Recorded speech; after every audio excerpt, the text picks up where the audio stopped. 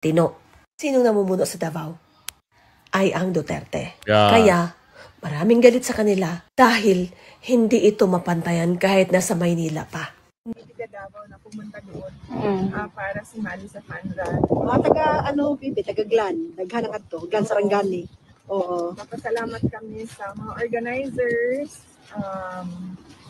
It was led by yung girlfriend ni ni Mayor Baste. Ama kayo dyan eh. Oh. You don't like him. That's why freedom of speech does not apply to him.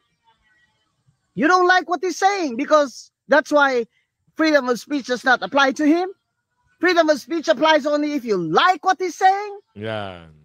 You pretentious fox. Duterte, inaasahang ihahain ito pagkatapos ng isang taong ban sa paghahain ng reklamo laban sa vice-presidente sa February 5. Narito ang Express Report ni Marian Enriquez. Matatapos na ang one-year ban sa paghahain ng panibagong impeachment complaint laban kay Vice President Sara Duterte sa February 5. Kaya ang grupong Bayan, pinaplano na ang paghahain ng panibagong impeachment complaint. Isa pa sa pinag-aaralan ng grupo ang naunang desisyon ng Korte Suprema. Yes. Magandang hapon muli sa ating mga kasama. Nandito na naman si Kuya Goods nagbabalik. At syempre, kung di ka pa nakasubscribe sa ating channel, pa-subscribe na lang po at hit mo na rin yung bell para lagi kang updated sa ating mga video. Ito ang mga pag-uusap ngayon. Bonget, kinuyog, nilibiste, Marcoleta at pinasuspinde si Kiko Barsaga. Ayan nga, nasuspinde na ho eh. Ngayon ang tanong, anong tanong ngayon? Tuwan-tuwa ba kayo at nasuspinde itong si Kiko Barsaga? Yan ang mga... Natutuwa na ba kayo? At napasuspinde nyo ang mama ba? Huwag kayong maggaling-galingan. Malapit na, 2 taon na lang At ngayon, meron naman silang pasakalye. Ano ba ito? Bakit ang lakas? Hey, soundcheck. Meron na ho silang pasakalye na itutuloy na naman daw, di umano, ang pagsasampa ng impeachment patungkol kay BP Sara. Wow, ang gagaling nyo talaga mag-isip Talagang hindi nyo tatantanan si BP Sara. Ibang klase talaga kayo, mga tao kayo. Tao pa ba kayo? Ang lakas naman. Hey, soundcheck. Okay ba yung natin? Ayos ba? Hey, soundcheck. Yun. Tingnan nga natin, naririnig nyo ba? Parang hindi ata naririnig eh. Ang problema dito, baka mamaya mawala na naman tayo ng audio. Check muna natin yung audio natin. Okay naman. Diba? Okay naman siya. Sa speaker, okay naman. Diba? Headset, microphone. Headset, microphone, headset. Communication, headset, microphone, default, my headset, microphone. So, balik tayo dito. Ano yung mga pag-uusap ngayon? Meron naman silang paandar, itong mga bayan-bayan, gusto naman mag-file o i-continue kasi di ba naka 1-year bar rule. So, February 3 o February 6, tapos na yung 1-year ban o 1-year bar rule. So, ito na naman sila. Galingan nyo! Magmura na kaya ako dito sa mga... Galingan nyo. Para pagdating ng 2028, ang maniningil naman yung Agila ng Davao. Kayo naman ang tatastasin. Magtago-tago na kayo. Doon na kayo sa ibang bansa. Dahil talaga lahat ng mga dumurobo, lahat ng mga tumarantado, lahat ng mga tumira at sumira sa pangalan ng mga Duterte, gaba-gaba lang yan. Ang sabi nga, ang gaba di magsaba. Abangan nyo ang inyong gaba. At Atty. Guanzon, sinupalpal itong puno. Puno ba ito? Puno ng Puno ng sinungaling.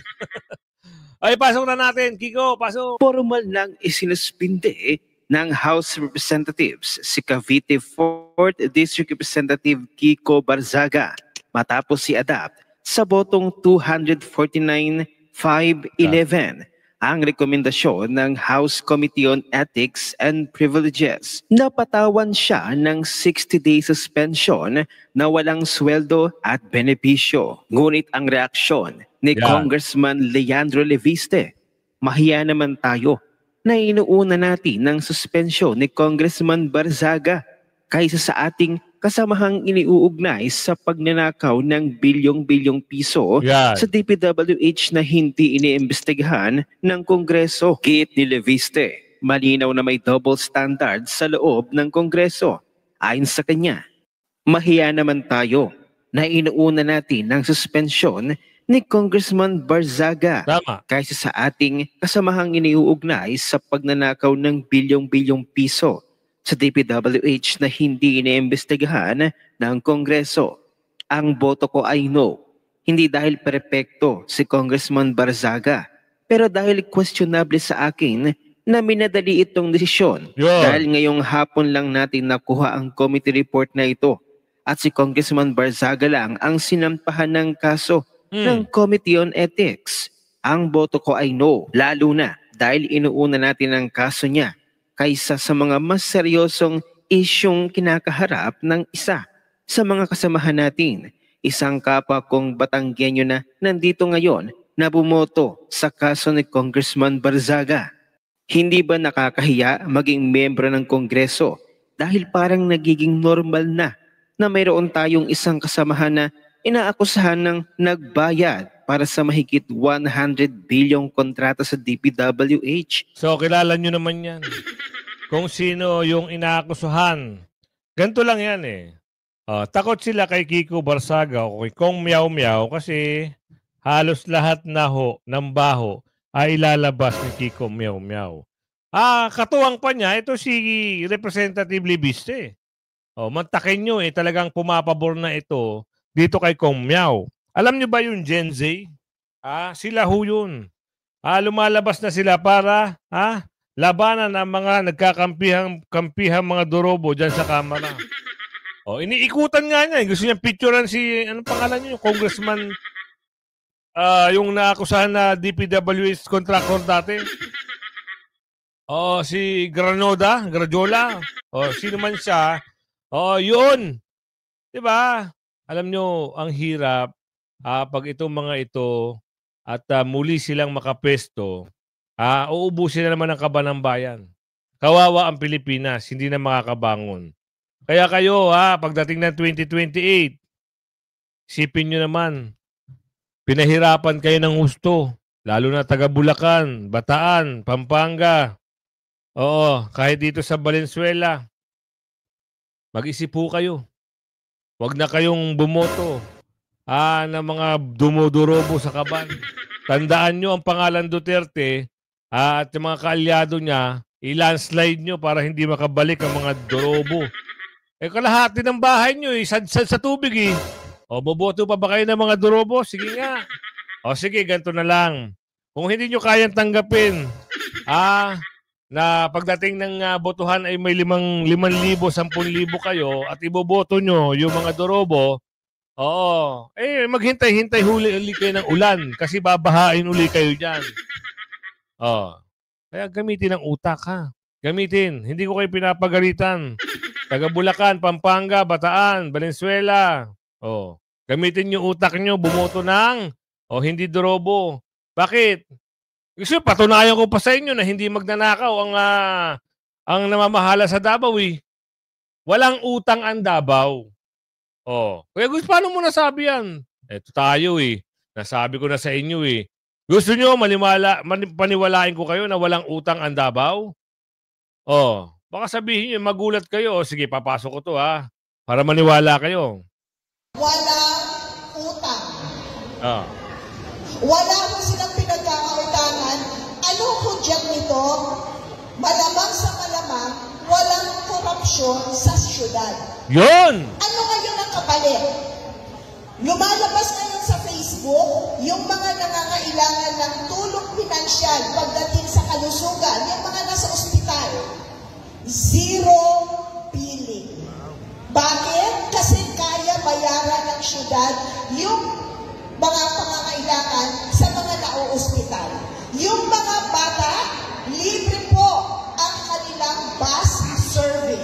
Yan. Marami pong libreng Nagets nyo?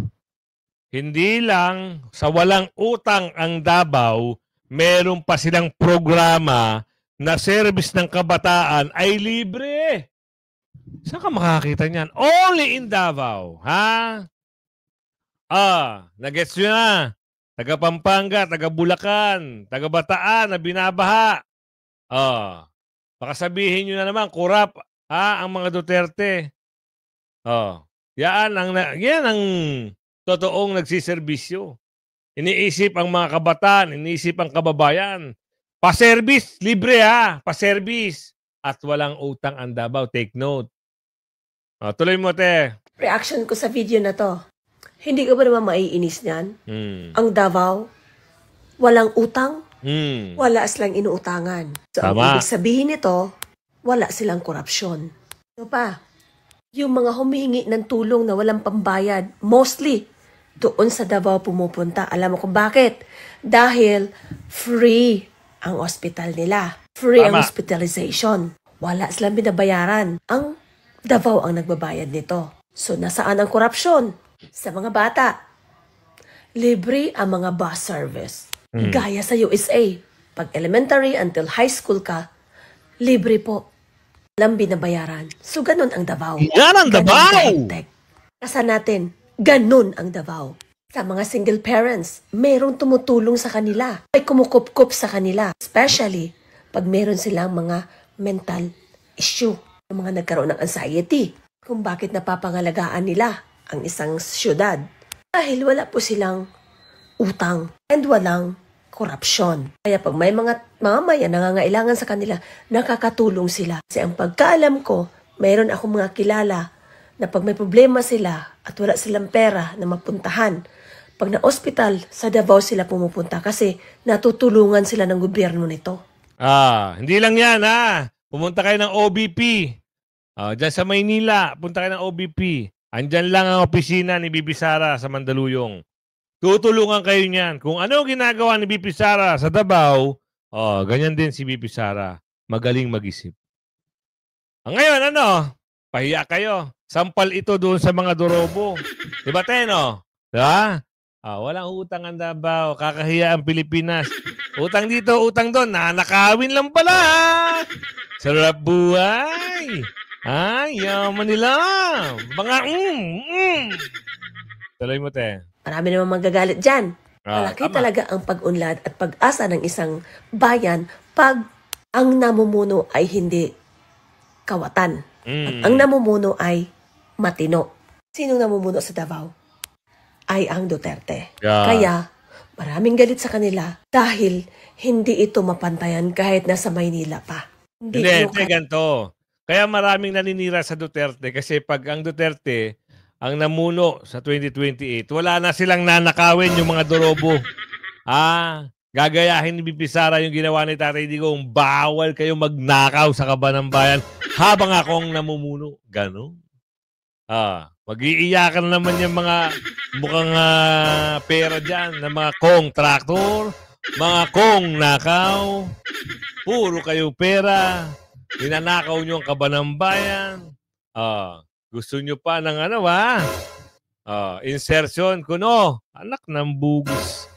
Gusto pa nila ng parking. Gusto pa nila ng merong nire-recommend ng project. 25%, 30%. Diyos mo yung marimar. Inubos ang Kaban ng Bayan. Kaya nagkakampi-kampihan dahil mga timawa sa pera yung mga nasa kamara na yan. Kahit na binubulgar na ang katotohanan ng Gen Z at matapang na tao, sila lang parang patay malisa. Bakit? Andyan ang pera eh. Wala silang mananakaw. Totoo. Tigas ng panga nyo. Ito, pasok tayo dito. Ito yung plano nila kay Bibi Sara. Sisimula na naman ang mga bayan-bayan ang alin. Magpapile na naman sila ng impeachment na naman. Yan ang mga kanilang target. Pero, alamin muna natin dito bago tayo mag-react. Pasok! The Bagong Alyansa Makabayan or Bayan is considering filing a new impeachment complaint against Vice President Sara Duterte once the one-year filing ban expires in February. The group is awaiting the Supreme Court's decision on its appeal, which previously blocked impeachment proceedings and deemed the earlier complaint unconstitutional. Bayan Chairperson Teddy Casinos said the organization remains determined to hold officials accountable, but strategies are being carefully reviewed due to new conditions set by the Supreme Court. Joining us now to talk more about this is, of course, the Bayan Chairperson himself, Teddy. Kita niya, planado. Diba? Sino ba kalaban nyo? Ang kalaban nila, ang sinisigaw nila, pabagsakin ng korap. Sinisigaw nila, panagutin ng korap. Si Bibi Sara na naman ang target yung mga unggoy. Oo, doon na lang kayo sa mountain.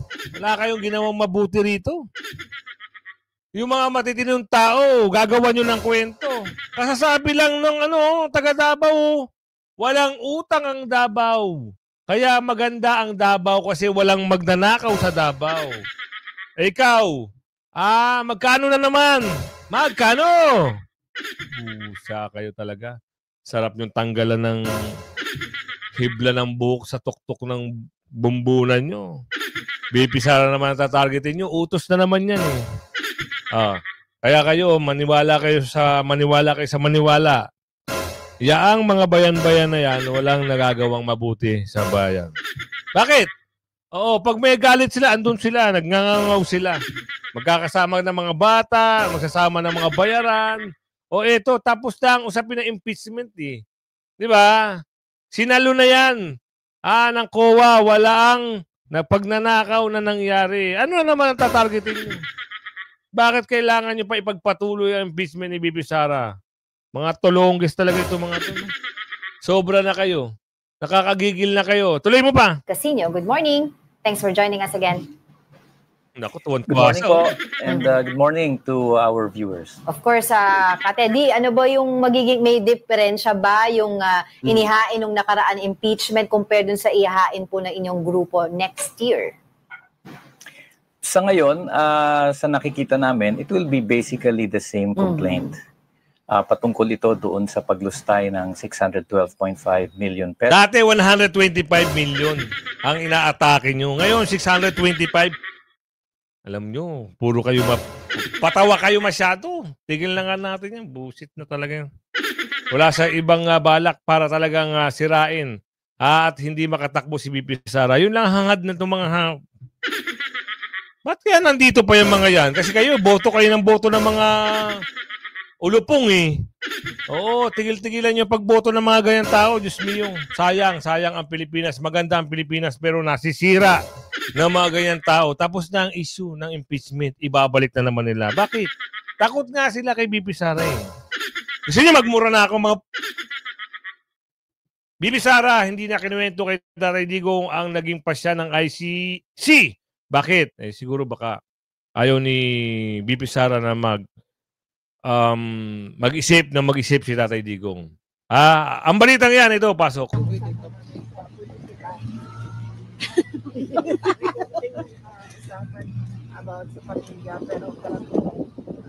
Winter na ngayon doon. Patagal-tagal ka hindi nakabisita. Oh, yes, ma'am. Ngayon, ang ininom niya, ma'am, is Sprite Zero. Nag-iba na naman si tatay ng Ma'am, nagtatry siya uminom ng tsa. Wala, ma'am. Pero umiinom naman po siya. Yes. Pag yung mga medical personnel ang nag-handle sa kanya, yun lang ang binibigay sa kanya, pati ng mga lawyers, siya lang. Pag ganitong weather po eh. Ma'am, sa Panran. Oo, thank you. Madami ang sumali sa Panran. Oo nga po. Hindi ka Davao na pumunta doon para sumali sa Panran. Mga taga Glan. Daghan ang Glan Sarangani. Oo. Napasalamat kami sa mga organizers. It was led by yung girlfriend ni Mayor Baste, si Kate. Oo, siya ang nag-organize noon, tapos tinulungan sila yung grupo niya ang nag-organize noon, tinulungan sila ng sa Duterte. So, salamat po sa, second, Mayor Rodrigo Duterte Fund Run. Pasalamat din kami sa mga sumuporta dahil tinulungan nila yung dalawang charitable organizations na mag-benefit doon sa fund. Ma'am, pwedeng mag-question. Kumusta po si Tatay Digong after sa election? Hindi ka banggit kanina. Hindi ko na tinake out. Hindi na binanggit ni Bibi Sara kasi nga baka siyempre alam niyo naman ang matanda baka mag-isip ha. Alam niyo 80 years old na. Ha? 80 years old na si Tatay Digong. Kaya wag na musudang bigyan ng pag-iisip o yung ma-stress siya. Oo. Darating din ang panahon, matatapos din lahat 'yan. Kaya Atty. Guanzon, oo, may banat dito kay puno ng kasinungalingan ba 'yun? Oo. Bakit? Alam natin dito. Napanood niyo yung mga video ng mga congressmen at tungkol sa sa suspension ng Ethics Committee ng House Majority kay Congressman Kiko Barsaga ng Cavite. No? Ano nangyari dyan sa mga human rights defenders dyan sa House? Bigla nakalimutan yung freedom of speech. Wala na yan. Dapat balancing of interest, panalo lagi ang freedom of speech. Lalo na pag inside the halls of Congress, na siya mismong dapat ay nagpapatibay ng ating saligang batas, di ba? Ba't naman ganun? Pag ang congressman, si Kiko, ay nagkikriticize kay BBM, tinatawag siyang magnanakaw, o mandurugas, magnanakaw, isususpindi nila. Pero pag si Congressman Puno naman nagsabing gandang lalaki at honest nitong si Martin Romualdez, hindi nila isa-cite for unethical conduct for being biased. Putang. Ano nangyari dyan sa human rights defenders bayaran sa niya House? kasi. Attorney, bayaran niya mga yan. Hindi ba dapat ikumpara mo naman sa pagkanipis ng balat sibuyas ni Congressman Puno, ang konstitusyon na napakapakapal ng ating mga karapatan dyan sa Bill of Rights, abay dapat panalo si Kong Kiko at hindi siya dapat mag-suspend. Dapat chastise pa nga yan si Congressman Puno. Akala mo naman kung sinong napaka-moral na tao. Ano, Congressman Puno? Halika. Punta tayong Luneta, tayong dalawa, live stream. Yan, debate. Kita mo sa akin na ikaw you are a moral man. Akala mo naman kung sino ikaw na... Hindi ka ba immoral? Wala ka bang ginawang mga immoral? Pero sa loob ng House of Representatives, pag freedom of speech ang pag-uusapan, ay dapat hindi na nga yan iniisip pa. Dapat agad mo nang, kung ikaw ay talagang napasok yun sa ulo mo, tigat-tigat na mga ukukote nyo dyan, ng Article 3 ng Konstitusyon, dapat hindi nyo na nga yan pinag-iisipan. Sabihin nyo, freedom of speech yan Ayoko lang yung manner of saying it. Gaya nung Attorney Commissioner Guanzon, freedom of speech yan, pero ayoko lang yung sinasabi niya, putang ama kayo dyan You don't like him. That's why freedom of speech does not apply to him. You don't like what he's saying because that's why freedom of speech does not apply to him. Freedom of speech applies only if you like what he's saying. Yeah. You pretentious fox.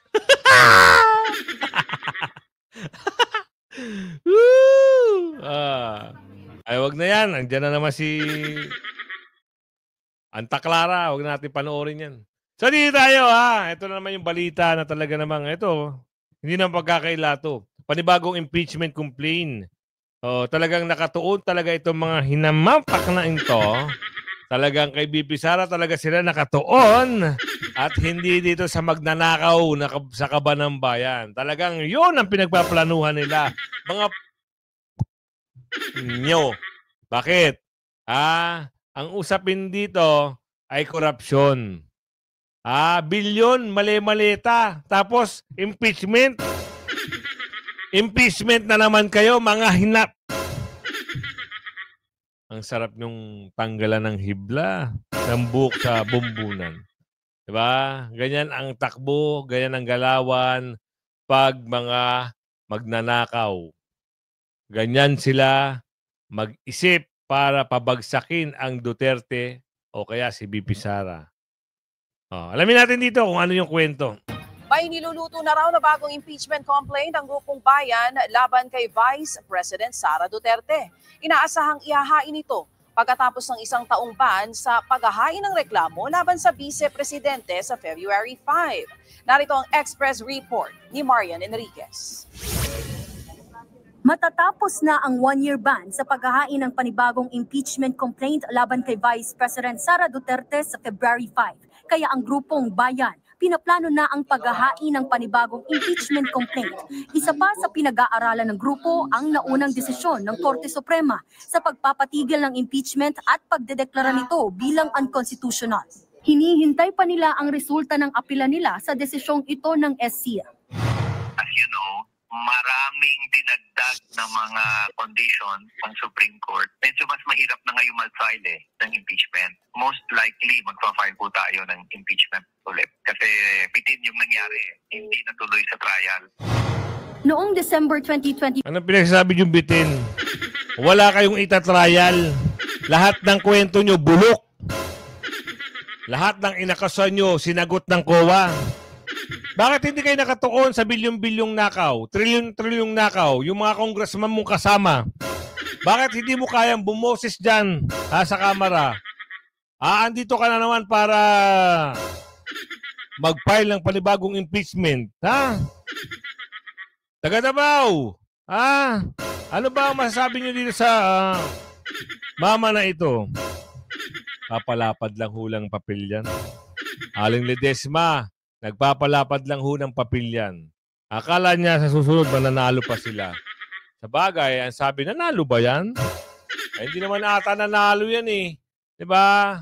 Nakakata mo, isipin nyo Duterte Party List, Duterte Youth Party List, 2 million mahigit ang boto. Nagawa nila ng kwento, hindi nila napaupo. Samantalang yung umbrella natalo, napaupo nila. Alam nyo ba yung umbrella party list? Sila yon. Halos magkakamukha sila dyan. Sila yung mga taga-mountain. Doon sila nakatira noong unang panahon. Bumaba dyan sa mga syudad para yan, mag-iingay. Kaya kayo, pag may anak kayo na medyo matalino, huwag niyong pag-aaralin sa maayos na paaralan. Kasi pag yung maayos na paaralan, kagaya ng mga, alam nyo, ang dami dyan sa Quezon City. Gagawin lang nila yung taga-ingay. Makikita nyo anak nyo, pag-aaralin nyo, andun sa kalsada. Pag na-recruit pa nila, andun, akit yan ng mountain. Kaya, mas maganda pa yung anak nyo, bantayan nyo. Para hindi magaya dito sa mga ito. Pinag-aral na magulang, ginastusan, ayun. Nakasapi sa mga walang utak. Hindi nag-iisip. Bakit? Tapos na nga yung impeachment Babanatan mo na naman ang isa pa. Bakit? Ay panggulo na naman kayo. Kayo ang nagpapagulo sa bansa. Tama. Diba? Kayo talaga ang nagpapagulo. Wala na kayong ibang iniisip kundi, sa bagay, sabi ni Aling Ledesma, pag may ganyan daw, Kuya Gus, pinupondohan malamang. Baka doon na pupunta yung mga... tigilan nyo na yung mga impeachment nyo. Hindi na kayo uubra. Wala na kayong ginawang matino.